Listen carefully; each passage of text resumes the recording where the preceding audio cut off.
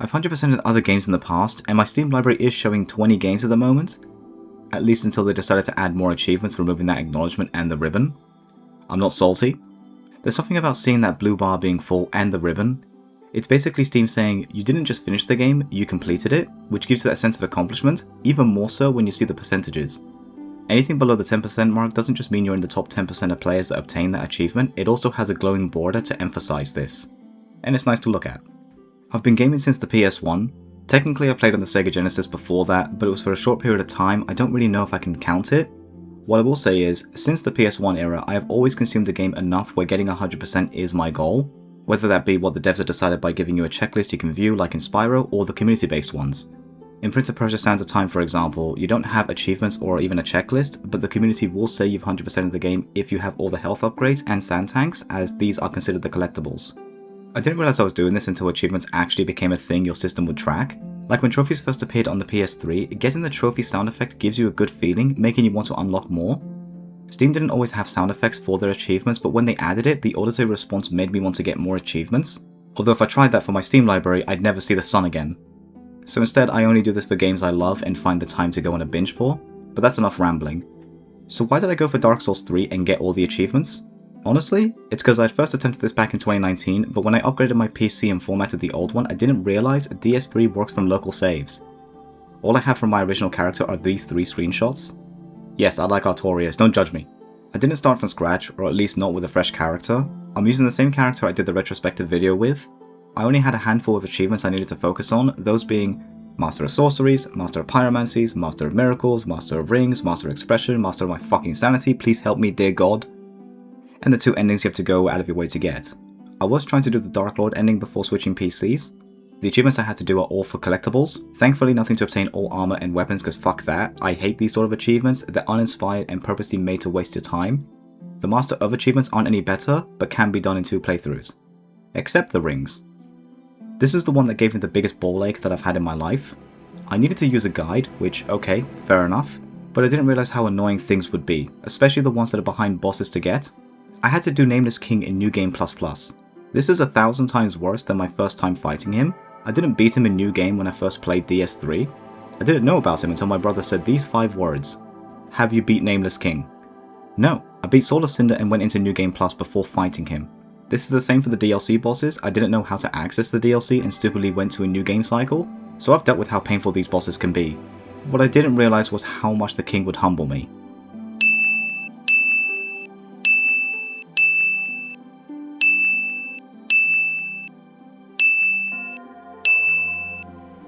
Either I got worse at dealing with him or his attack patterns changed, which is clearly me inhaling that copium. I got confident and thought, it'll be fine, only for the boss to straight up demolish me. Or just regular enemies. Too much confidence can be a detriment. The footage you're currently seeing isn't myself going from New Game Plus to New Game Plus Plus. I didn't actually think about recording this journey, but it made me realize something. Even though I had issues with DS3 in my retrospective, I can't stay away from it. I love this game, and because some of the items needed for the achievements require you to do the questlines for the characters, it makes you feel invested in realizing how your actions can affect them. Like Irina's questline, you don't fail the light ending for her by giving her the tomes that have dark miracles. Purchasing those miracles is what makes you fail it. She refuses to speak to you after, completely locking you out of the light ending. I didn't realize this until I was getting all the miracles. I haven't really done a faith playthrough, maybe I should, apparently it's fun. You don't need to finish everyone's questline, but seeing how close you are to the end when you get the item or spell needed for the achievements, you might as well. I also didn't realize how good Hidden Body is either. I barely used this in my original playthrough and for my retrospective, but this saved a lot of time. Don't want to deal with some enemies? Just cast Hidden Body and run past them. Unless you're right next to them, in which case they'll take a swing at you. Like this Lothric Knight here. My guy tried hitting me with a shield. I didn't cheese any of the bosses this time, so Dancer and Osiris were fought properly instead of using the mist to melt their health bars, although I wish I had a different build. Using Moonlight Greatsword and Osiris does next to no damage. I said that his phase 2 has his aggression ramped up to 11. Yeah, he has no fucking chill. The guy will not stop moving, but I'm glad I did him properly. Even if my damage was pathetic for the most of it.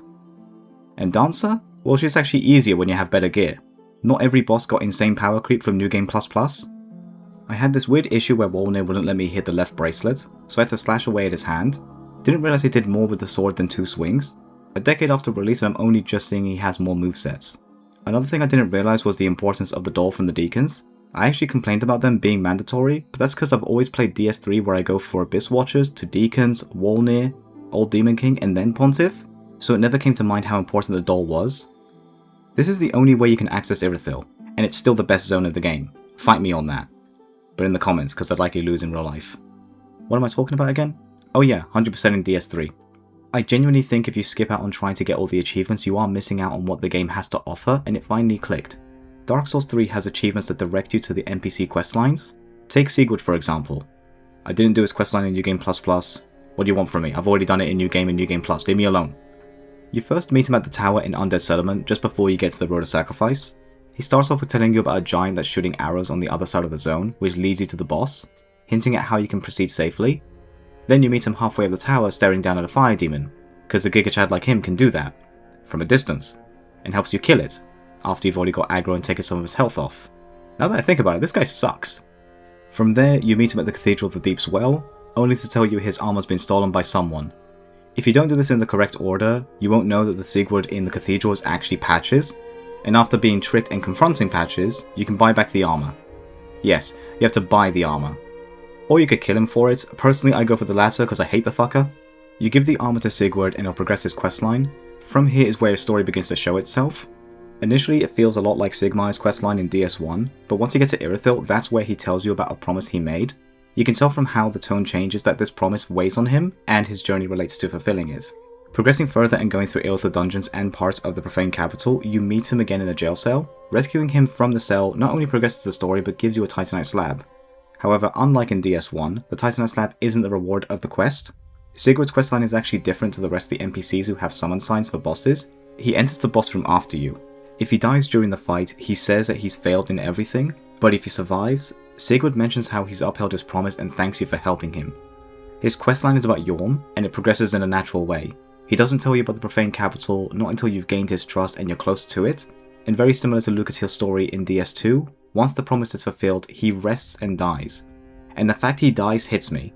Even though you meet him on 5 separate occasions, because you went out of your way to progress his story and make sure it was done in the correct order, it leaves you feeling sad once it's done. I love that I was able to do more questlines because when I did my retrospective I barely did any, so I didn't care about the NPCs as much. In DS1 I cared about Solaire, Laurentius and Sigmar. In DS2 I always did the Lucatil questline, but there are other characters to care about like... Alright, I don't actually know too much about the characters for DS2, maybe I should look to do their questlines? But in DS3, actually doing the story again for most characters, I realized how much I love them, and doing Sirius' story was the biggest shock for me after playing Dark Souls 2. You fight Kraton the Wanderer, from DS2. A lot of us see returning to Lordran, now turned Lothric, is FromSoft's way of distancing themselves from DS2, myself included. But in actuality, DS3 has a lot of references from Dark Souls 2. I know some mechanics carried over like having 4 ring slots, but NPCs? That's different. That's basically saying Dran Lake is part of this world, which is already hinted by the Drang armor set and 2 hostile NPCs you fight after Pontiff. As much as I hated having to get all the rings in the game, I will admit, I'm glad I did it. This made me explore every nook and cranny in a zone. I like exploring, and Souls-likes in general encourage and reward you for it, but exploring for a ring which I likely won't use, the reward was finding something hidden, something I hadn't seen before, and that sense of wonder returned. DS3 has been around for 10 years now. I've played this multiple times and it goes without saying, multiple playthroughs will make you go for the optimal path, skipping what could be a neat little secret or just something you haven't seen before, and I think that's what the biggest takeaway I got from doing the achievements is. I got to see the game in a different way and experience the NPC stories. As much as I love listening to a lore video from Vati and falling asleep to him, actually experiencing the story is different. I won't lie, it was brutal getting everything and the realization of where some rings were almost made me reconsider going for it. But mama didn't raise no bitch. Except for horror games, you can fuck off with that. I might get the achievements for DS1 and DS2 now that I've completed Dark Souls 3's list. Or maybe Bloodborne, who knows. As always, thank you for making it to the end of the video. If you enjoyed it, consider leaving a like and subscribing. It does help with keeping me motivated. Or leave a comment for what you liked, didn't like, or want to point out something I missed.